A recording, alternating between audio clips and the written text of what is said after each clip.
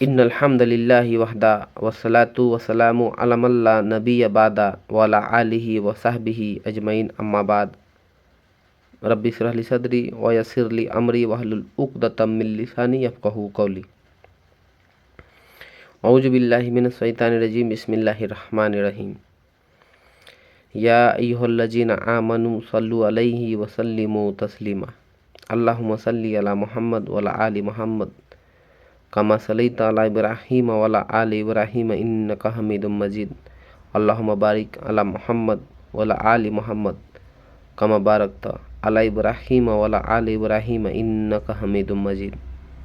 میرے بھائیوں، جیسے کہ ہم لوگ کل قرآن مجید سنے تھے، سورہ عمران آیت نمبر 25، آج انشاءاللہ سنیں گے سورہ عمران آیت نمبر 26۔ آئیے سنتے ہیں ترجمہ۔ کہو اے اللہ، ملک کے مالک تو۔ آپ صلی اللہ علیہ وسلم سے اللہ خود کہلوا رہا ہے کہ کہو اے اللہ، ملک کا مالک تو، جسے چاہتا ہے حکومت دیتا ہے اور جسے چاہتا ہے چھین لیتا ہے، اور جسے چاہے عزت دے اور جس کو چاہے رسوا کر دے۔ بھلائی تیرے اختیار میں ہے، بے شک تجھے ہر چیز پر قدرت حاصل ہے، بے شک اللہ ہر چیز پر قادر ہے۔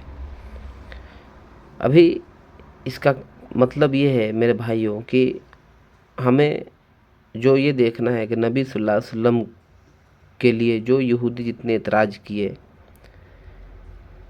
تو لیکن اللہ تبارک و تعالیٰ نے یہ کہہ کے اور اللہ کے رسول صلی اللہ علیہ وسلم کو دے کے بھی یہ بتا دیا کہ صحیح میں اللہ جسے چاہے عزت دے اور اللہ جسے چاہے مالک بنائے ملک کا، اور جسے چاہے چھین لے اور جسے چاہے رسوا کر دے۔ یعنی یہودیوں کو اور جو بھی اس ٹائم میں جو اعتراض کرنے والے تھے، ان کو اللہ نے رسوا کیا۔ نبی صلی اللہ علیہ وسلم فتح مکے کا سرداری، مکے ان کے ہاتھ میں آ گئے نبی صلی اللہ علیہ وسلم کے، اور اللہ نے اسی بات شاہد دی کہ آج سے مطلب اس ٹائم سے لے کے قیامت تک کے مسلمانوں پہ اللہ کے رسول صلی اللہ علیہ وسلم بادشاہ ہیں، ہمارے دل کا، ہمارے دل پہ راج کرتے ہیں، اور قیامت تک مسلمان جو ہیں ایمان لائیں گے جو اللہ اس کے رسول پہ، ان کے دلوں پہ اللہ کے رسول صلی اللہ علیہ وسلم راج کریں گے۔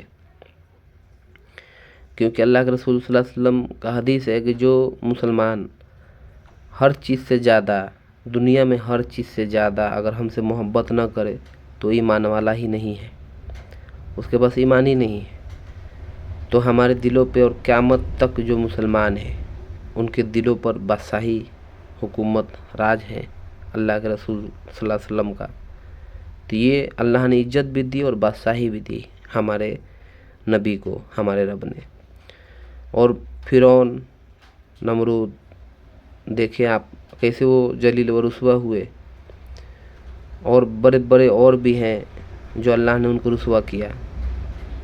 تو بھائی ہم کو حق کا دامن نہیں چھوڑنا ہے، اور یہ سب حکومتیں اور یہ سب بادشاہیت، یہ سب دنیا کی چیزیں ہیں۔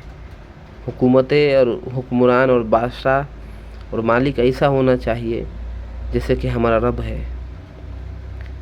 دیکھو کتنے لوگ غلط سلط کیا کیا نہیں کہہ رہے ہیں ہمارے رب کو، لیکن پھر بھی سب کو کھلا رہا ہے۔ کیوں؟ کیونکہ وہ مالک ہے۔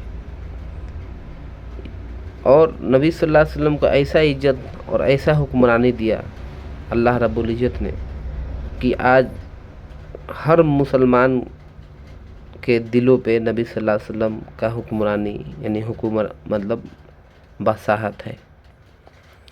اور اس سے یہودیوں اور جو نصارہ لوگ تھے ان کو بہت تکلیف ہوئی جب نبی صلی اللہ علیہ وسلم کو اتنا عہدہ اور اتنا عزت۔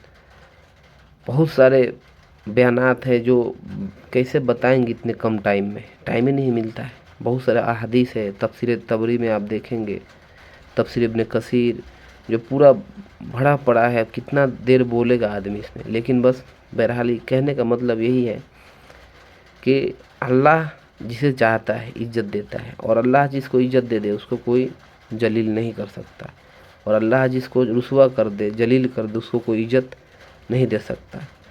अभी इससे हमें देखना है कि अल्लाह इज़्ज़त देता है तो उसका कुछ निशानी बताया गया है हमें कि कैसे कैसे पता चले कि अल्लाह किसी को इज़्ज़त दे रहा है। अगर आप समझ लें कि अगर अल्लाह अपना कोई काम ले रहा है आपसे, दिन का कोई खिदमत, आप नमाज पढ़ रहे हैं, रोज़ा रख रहे हैं, नमाज वैसा पढ़ रहे हैं जिससे कि अल्लाह के रसूल सल्लल्लाहु अलैहि वसल्लम आपको बताएं, वैसा नमाज पढ़ रहे हैं, ना कि देवबंदी बरेली वाला नमाज पढ़ रहे हैं। क्योंकि मैं ये बार बार इसलिए कहता हूँ कि देवबंदी बरेली वाला नमाज मत पढ़ो, क्योंकि अल्लाह के रसूल सल्लल्लाहु अलैहि वसल्लम का खुद हदीस है कि मन सल्ला सलातना वस्तक़बल क़िबलतना वक़ूल ज़बीहतना फ़हुव ज़ालिकल मुस्लिम, जो मेरे नमाज की तरह नमाज पढ़े। इसलिए मैं कहता हूँ कि अल्लाह के रसूल कह के गए कि नमाज तो बहुत होंगे, लेकिन जो मेरे तरीके के जैसा नमाज पढ़ रहा है। तो इसलिए तो अल्लाह अपना दिन का काम ले रहा है, या नमाज आप सही तरीके से नबी सल्लल्लाहु अलैहि वसल्लम के मुताबिक पढ़ रहे हैं या हदीस के मुताबिक पढ़ रहे हैं, सूद नहीं खा रहे हैं, चोरी नहीं कर रहे हैं, जिना नहीं कर रहे हैं, झूठ नहीं बोल रहे हैं, अच्छे काम कर रहे हैं, दिन का काम कर रहे हैं, तो समझ लो कि अल्लाह रब्बुल इज़्ज़त आपको इज़्ज़त दे रहा है। क्योंकि ये सब काम जो लोग करते हैं वो इज़्ज़त वाले ही करते हैं।